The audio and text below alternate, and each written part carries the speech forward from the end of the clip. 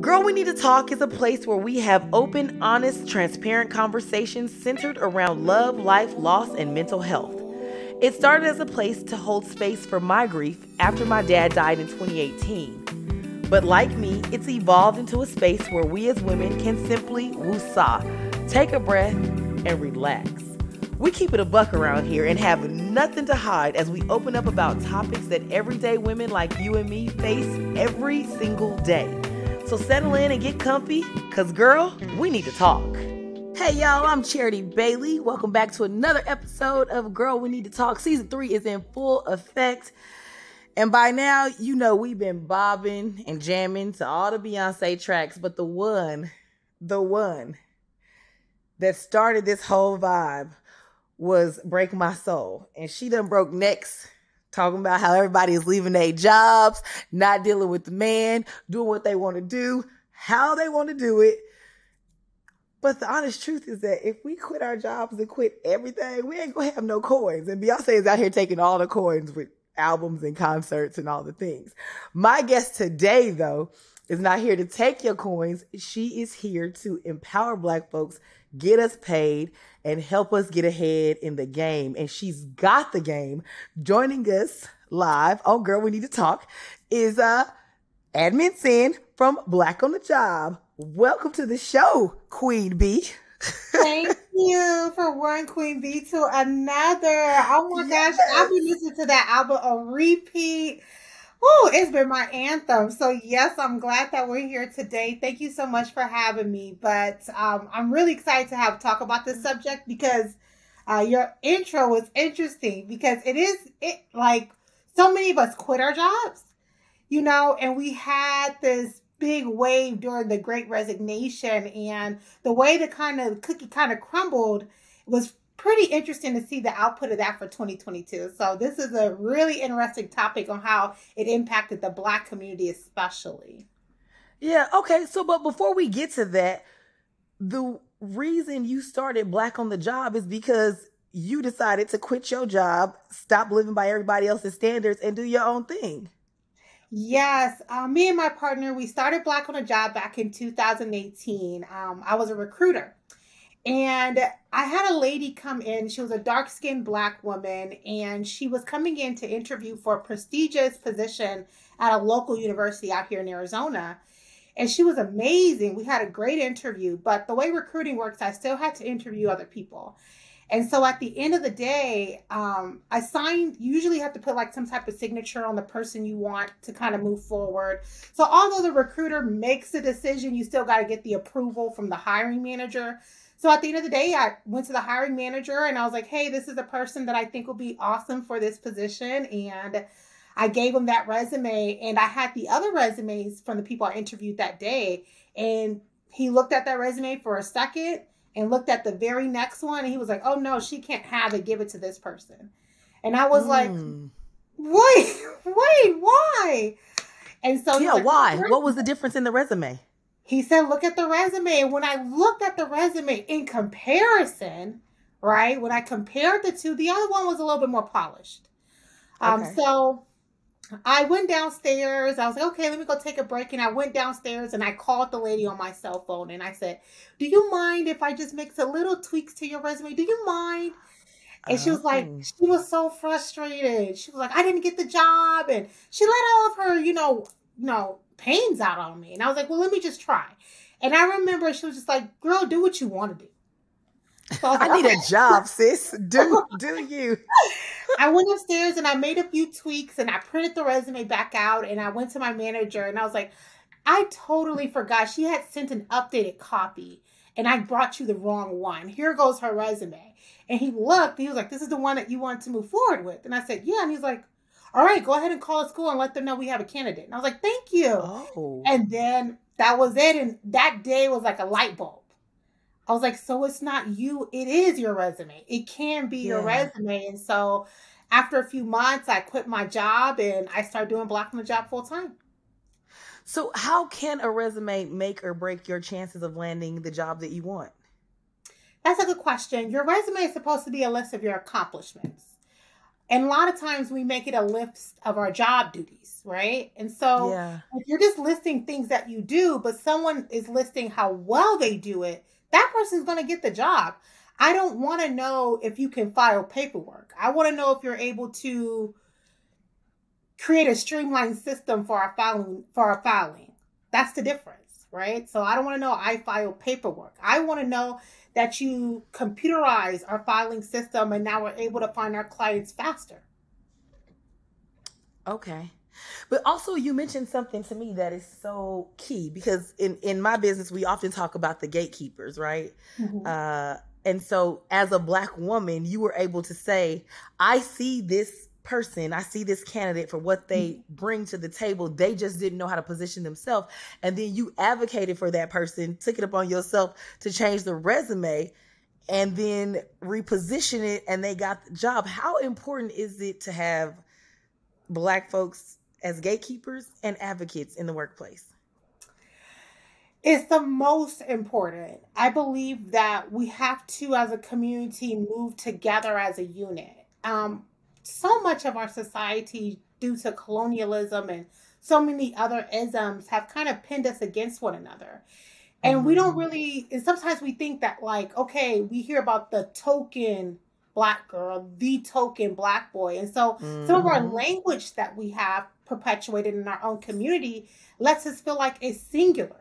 You can only have one token Black girl per company, right? So if you see another Black girl come in, instead of looking at that person as this person and I can advocate for one another and kind of push each other up, a lot of times just out of survival, we think this is my competition.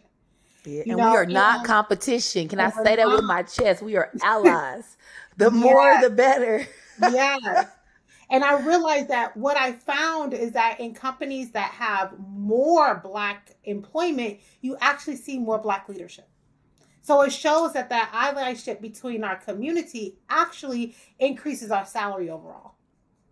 Yeah.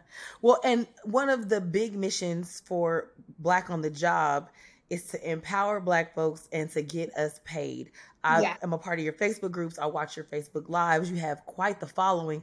And it is my joy daily, several times a day. You see people post hashtag I got the job. And these are not like low paying jobs. No. They're 6-figure jobs. And it's literally that people have come to you and your team for the services, and where they may have made $50,000 after they've taken your classes, taken your workshops, gotten the resume service. They're now hitting 120, 150, 100 grand. Like they're literally doubling and tripling their salaries. But so much of it is, yes, the resume, but the empowerment. What is it about feeling worthy, feeling valued, and feeling empowered that makes folks go, wait a minute, I don't have to make 30 or 40. I could make 130, 140. What we have created in the hive, our honey is the mirror. Yes, honey. Yes, the mirror. It's the mirror. So what we call the mirror is that all of our services are done via Zoom, right? And because it's done via Zoom, what we have is what we call the mirror effect. Things that are understood do not have to be explained.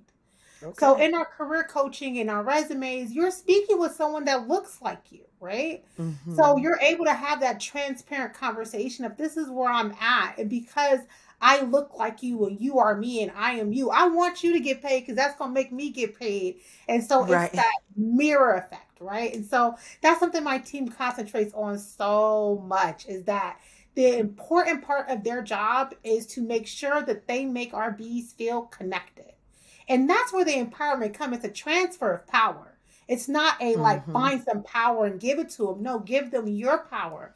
And then admin will give you some power once you get done with your call. So that's just how we that's how we go. And I believe empowerment is transferred. It's not found or created. I gotta transfer my power from one Black person to another. Well, we often talk about how representation matters, right? So if we never see another Black person in power, another Black woman, Black man making 6 figures, owning property, calling the shots, then we don't know that we can actually do it. So perhaps some of it is in the mirror effect, is that they see you in power, and in turn you empower the folks Mm-hmm. who you're servicing. So yeah, that's good.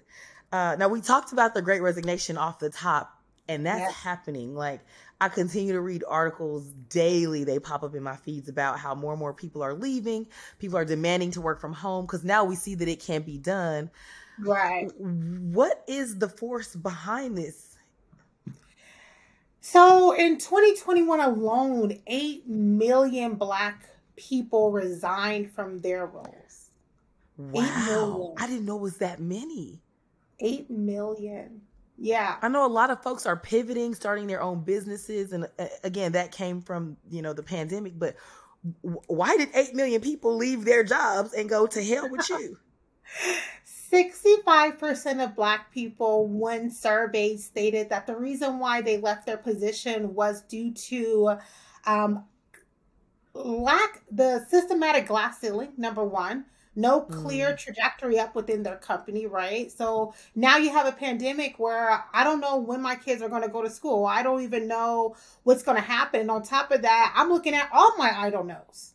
I'm looking at my I don't know if my next paycheck is going to be here. And so that mistrust with leadership, that not clear career path, and on top of that, that systemic pressure that they received within the workplace, once they were home, what happened at first was that a lot of Black people were relieved. Like, imagine all these days of waking up and painting your face and smiling with Susie and, fixing And your clothes if you're a plus size woman and all that pretending, right? You're like, I'm trying to cover this and do this. Right. And then you get home and you're like, actually, I ain't got to do none of this. You're welcome. right. You're like, actually.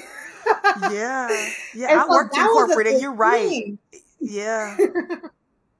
Yeah, so that was number one. And then on top of that, in 2021, a lot of these tech companies were booming, right? And so with everyone going home, and then we had services that come out. Black people are so communal within our, in our blood, it's communal. So we had people that started businesses just off the needs of what our community needed, right? Yeah. We had people opening up food, different areas in food, different areas within beauty. Those two industries boomed a lot, right? And it's not because, Black people always want to cook out or Black people always want their hair done. No, it's that, hey, I know some of my friends that are nurses.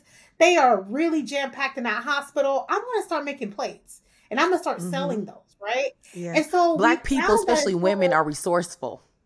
Very, very. And we found out that instead of playing all day and making up our face and putting on this face for work, I can use my time to serve my people.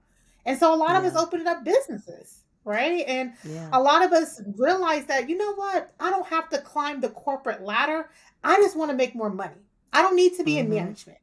I just want to make more money. And so 32% of Black people actually upskilled during 2021 and received at least 1 to 2 additional certifications. Wow. Yeah. So we went back to school. We went and got extra training. So we know several people in our own personal community here in Phoenix, but even I have friends in Charlotte, Atlanta, Cali. Like, I have friends all over the place, and there are so many of them who resigned, quit everything, started making body butters, hair products, jewelry, to your point, started meal services, started in-home care services, because those were the needs prior to, but they became more of a need once we all went back home. And I think the rhetoric has been, well, people just don't want to work because they can just sit at home. And it's like, no, I don't need to deal with your BS no more. I can do it myself, and my community will support me in it. Girl, We Need to Talk was birthed during the pandemic. Oh, wow. Congratulations. Yes. My dad passed away in 2018, but we launched Girl, We Need to Talk in 2020 in his honor and in his legacy. But it was launched during the pandemic because, again, the world was grieving and there was a need to discuss grief and mental health and what's going on and what we're feeling. And so, again, to your point, when there's a need, and I'll tell you what, when there's a need, Black women will answer, child. Always. We always answer the call. And I've been so in love to see like this newfound power that we've gotten together as a community to where we're Mm-hmm. demanding higher salaries, right? And so Yes. I think that we don't talk about when it comes to the great resignation is the great voice, right? Mm. Black women around the world and around this country, we stood on that voice and we said, no, Yeah. you have to pay us more.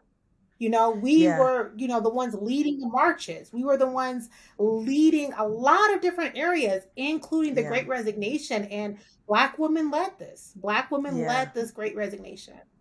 And to your point, even before the pandemic, we were showing up in the numbers anyway as the top Mm-hmm. graduates, the top Mm-hmm. entrepreneurs, all of that, again, leading the charge.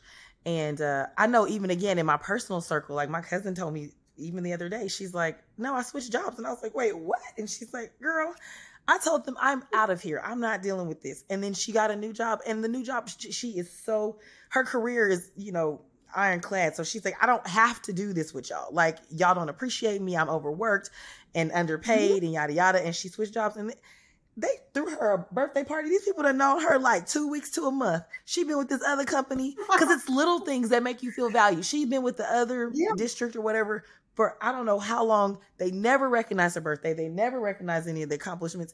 And really, it's the simple things. It's the thank yous. It's the Yeah. we see you. Like, it's the we appreciate you. We value you. And Yeah. she was like, I don't have to deal with this. And I think that's really what it is. It's coming to a space where you understand your own value and your own worth. Another friend, Mhm. I was talking to her this morning actually, and she was talking about, our industry in television is just crazy, and it's always been crazy, but now it's upside down. And she's like, that organization didn't want to pay me before, and now because I started my own stuff, I saw them at the NABJ conference, and now they want me to come consult. And I told them they can't afford me. I said,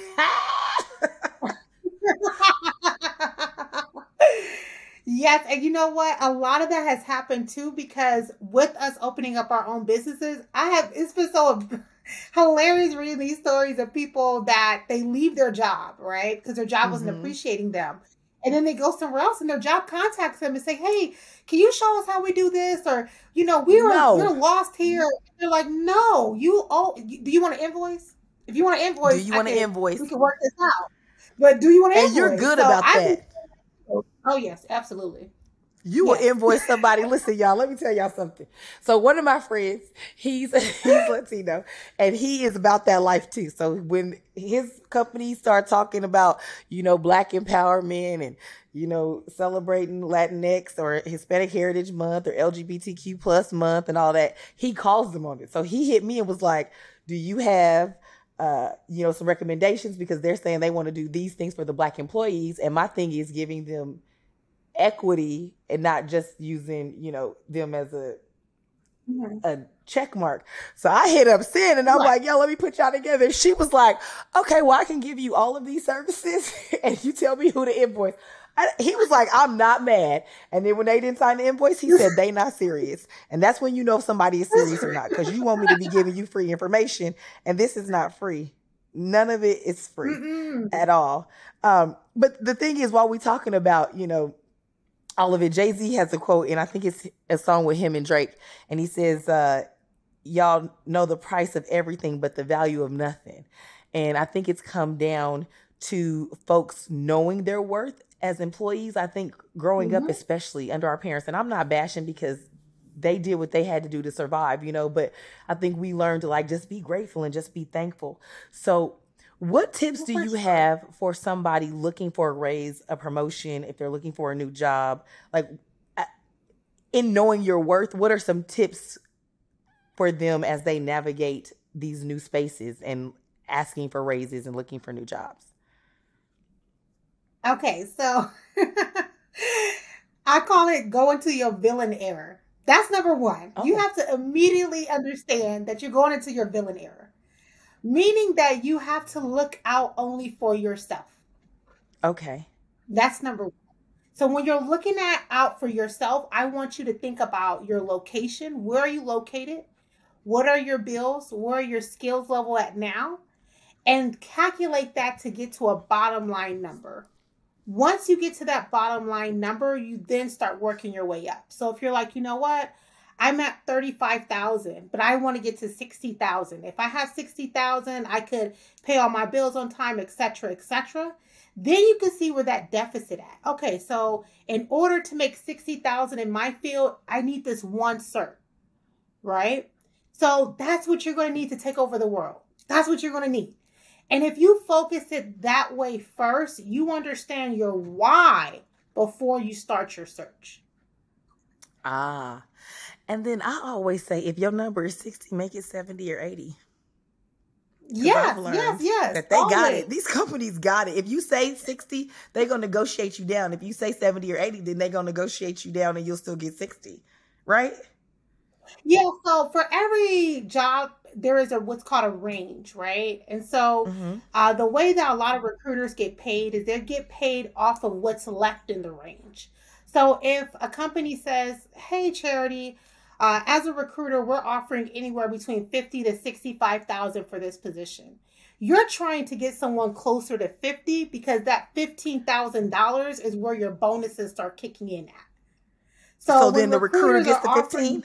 50, they don't get the 15,000, or I'm telling you, these recruiters will be in Miami, but they get a percentage of how much they save each company. So let's say at the end of the year, at the end of the quarter, all those 15s and 20s added up to 100,000. Then they're on a tiered system that says, okay, in tier 2, if you save a company 100,000 or more, you're going to get a $5,000 check. So they're all quarter, they're trying to give you the lowest number possible because they're stacking up. It works a lot like car sales.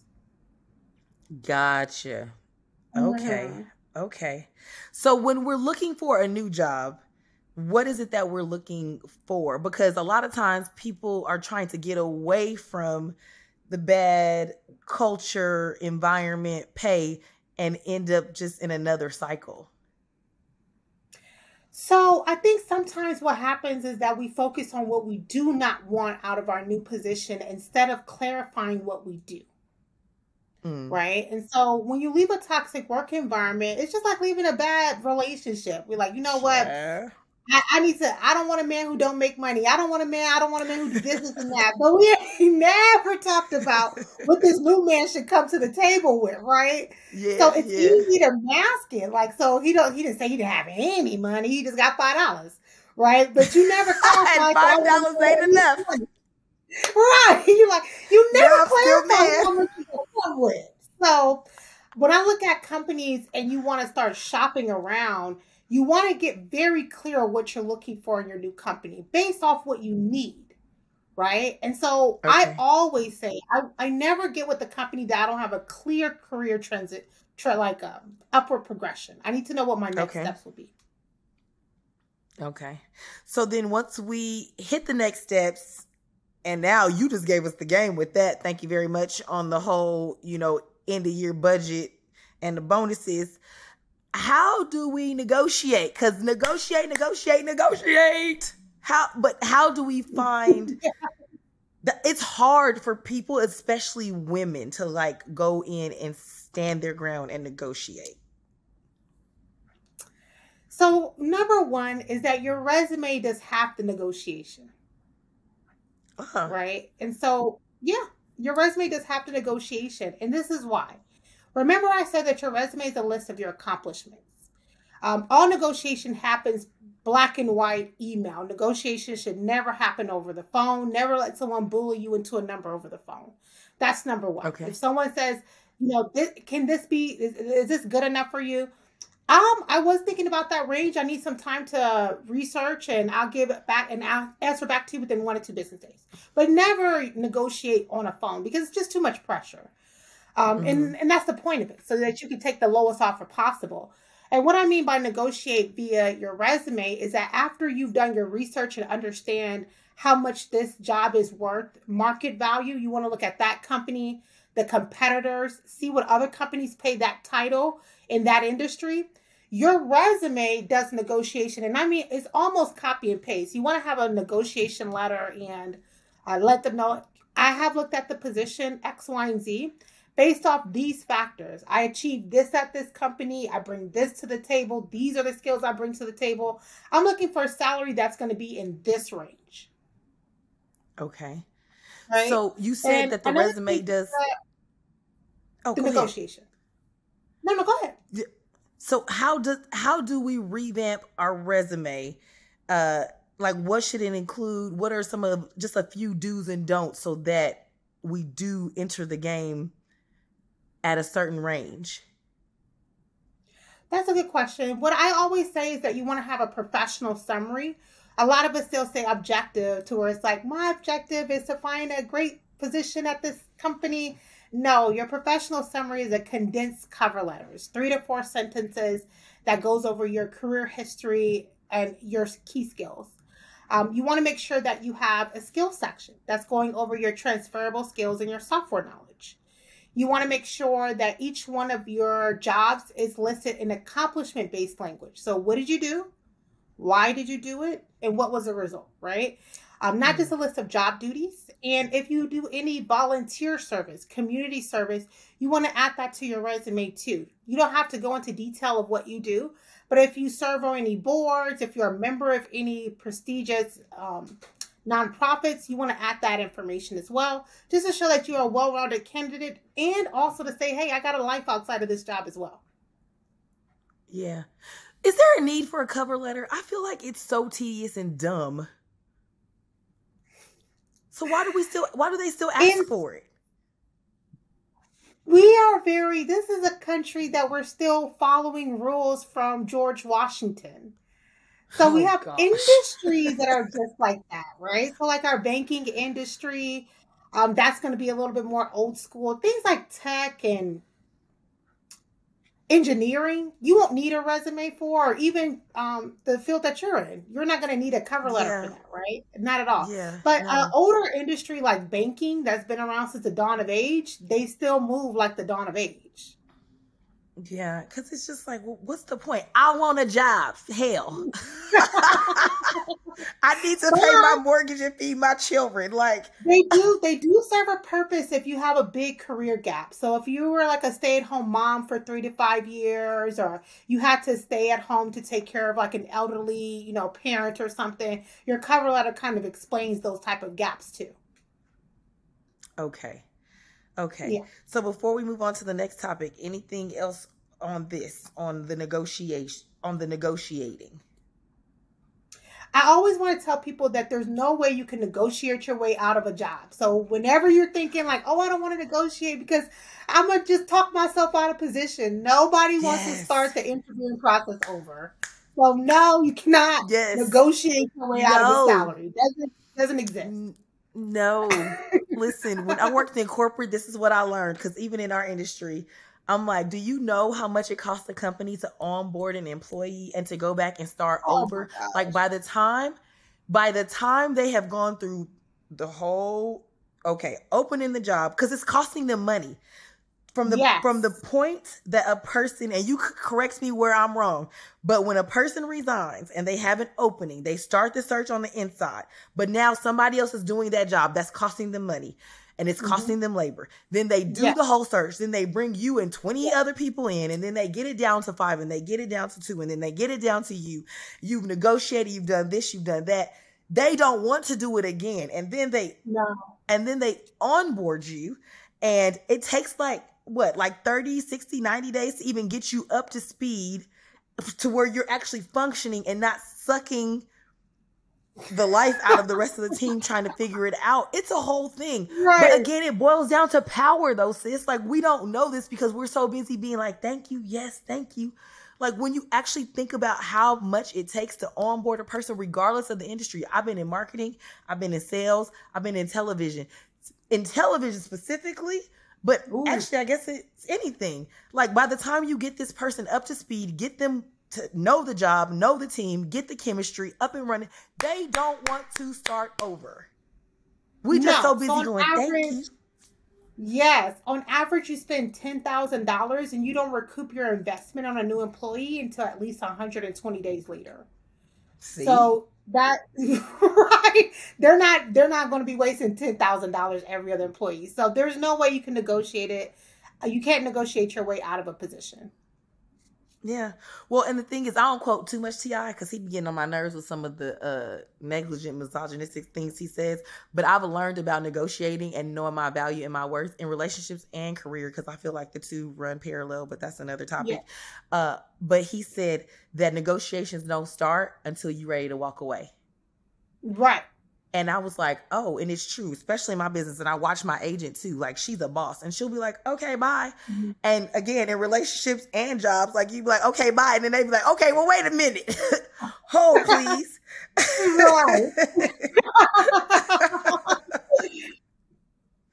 So again, everything at the end of the day goes back to knowing your value, knowing your worth, knowing your power, and using it. And my friends and I have, like, one of our things now is that we started to move like white men. When we decided to start moving like white boys, everything changed. Because they just be like, whatever. That's the saying. You have to have the confidence of a mediocre white man.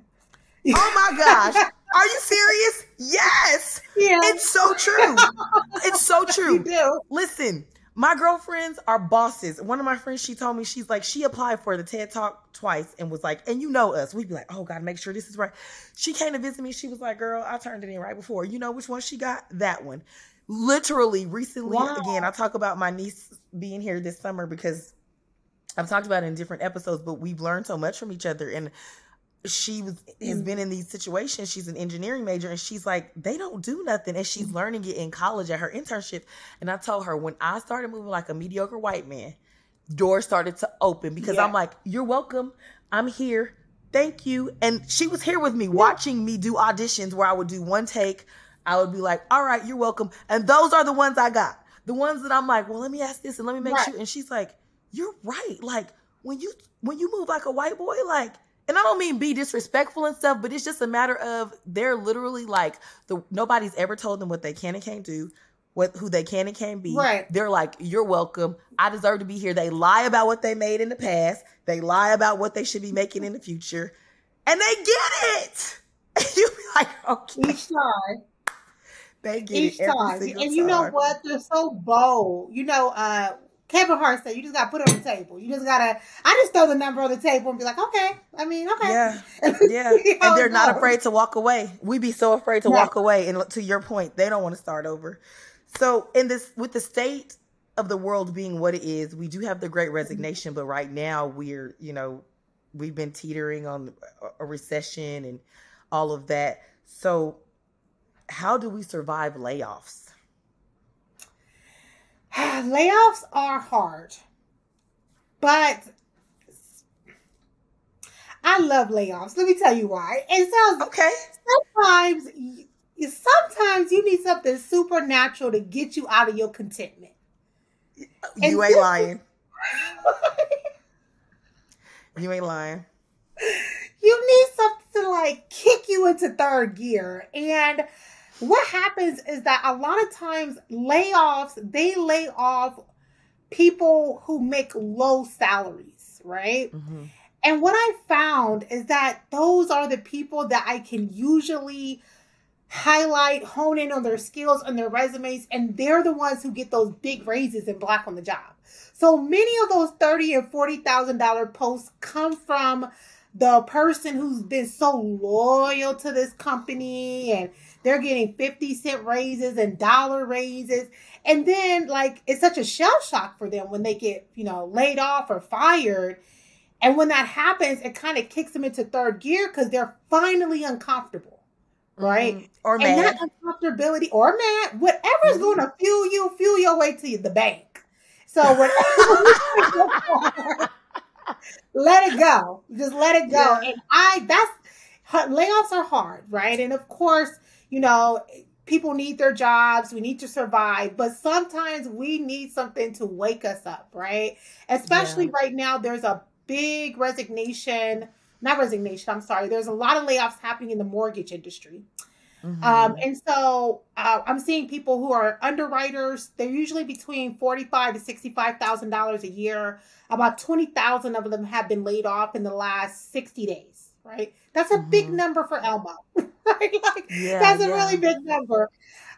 Most of them I've been able to move into client experience managers, and they're at about 90,000. Some of them I've been able to move into patient access managers, customer success managers at Amazon, Google. Like, I've been able to truly move them around, and they're making double their pay and doing way less work. Budget analysts, because they're dealing with numbers all day, making sure people get houses. And other companies, market analysts and research, I actually moved some of them into TV and radio because they're able to do that customer analysis work because they've had to analyze customers to ensure they're able to get a house. They can still look at that consumer market and analyze the consumer market and see when is the best time for this show to be on. What do these consumers like to see? What are the commercials that are best for this? And so I'm able to move into product and market research, and that's where the money is. That's where the money is, because they try to figure out the target audience and what they want and how we sell it to them. Exactly. Yes. And listen, I'm going to say it because everybody else is saying it behind the scenes, and I'm going to say it right now. TV does not pay anybody what they supposed to be making. Not the production crews, not the producers, not none of it. And so then you start to have these conversations, and look, in television especially, we love shining the spotlight on everybody else, but we don't want to shine it on ourselves. And in news specifically, my producers are underpaid, my editors are underpaid, my photographers are underpaid. And you're like, these are the people that keep all of this going, and you better start paying people what they're worth, or they're going to leave. Talk about a great resignation. People are leaving the news industry in droves because we're overworked, underpaid, and mistreated. And one thing that a lot of people on TV are moving to is TikTok. I can run I think you can do TikTok, Instagram. So I've seen a lot of people who worked in news and TV and stuff, and then they're now managing maybe a TikTok star, right? And that TikTok star is going to pay you a lot more. Nerves. Well, I know, they be making money. Okay, they making real money. You go find me a TikTok manager. I'm sick of this. Right? So the starting pay to be a TikTok manager is around $140. All right, it's time for you to go. All right, folks. Admin Sin gotta go. I tell y'all, that's where the money's at. It's crazy. Well, and that's the thing. The industries are changing. Radio did it to television, social media did it to, or should I say, television did it to radio, social media did it to television. It's about learning how to survive and then thrive as whatever industry you're in. Is changing. And so people like you are doing a great service in teaching us the tips and tricks, because you stay on the forefront of it. All the inside information. And you offer those services. So as we wrap up, why don't you let us know, how we can find you and what services you offer, because you have online courses and all types of things. Yes.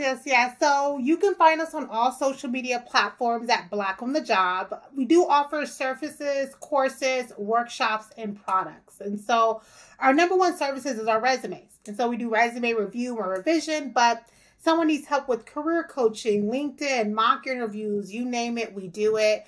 Now we have courses too. So we have courses on DEI. We've been moving a lot of Black women and Black men into the diversity space. We do instructional design, moving people into education technology. And we even have entry-level courses, payroll, so people can kind of learn how to do a payroll clerk and kind of move up that industry too. So you can find us blackonthejob.co, or just type in Black on the Job anywhere and you'll find us. You'll find a bee somewhere who will help you out. We're more than happy. And our job is to provide no to low cost services. And so we give a lot of free information under our right? No cost. And then we have those services that are low cost, because we want to make sure that there is always a Black person that can afford us. So even if the Black person has no money, we'll make sure we can help you too. Well, listen, from the onset, you taking that person's resume and fixing it to what Black on the Job has become, you, my friend, are a godsend. And again, knowledge is power, and you are empowering your people to get the bag and all the coins that they deserve. So thank you so much for your love, your light, and the purpose in the work that you're doing. And you mentioned the no to low cost.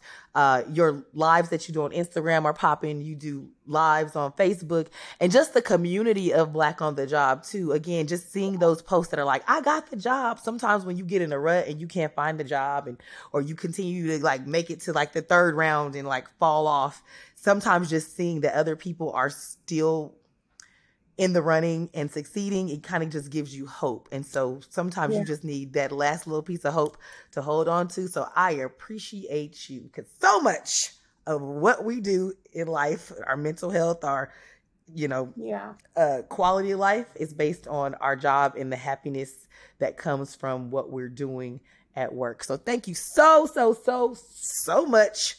We're going to end it right here. Cheers to being happy, healthy, whole, and paid, child. I'm spilling my drink all over. Cheers to you. Cheers. Thank you for joining me. We'll see y'all next time. I'll let you.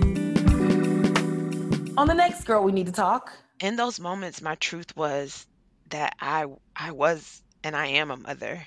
My truth was that I'm a spiritual believer. I believe in God, and I knew that at that point they weren't for me on this side. They were for another side, and that I would see them at some other point. But I was so happy to know that we had made this creation. They were created. They were here. Thank you for listening to Girl We Need to Talk. Don't forget to subscribe wherever you listen to podcasts and leave a 5-star review on Apple Podcast. Want to watch the show? Be sure to subscribe to the Miss Charity Bailey YouTube channel and connect with me across all social media platforms at Miss Charity Bailey.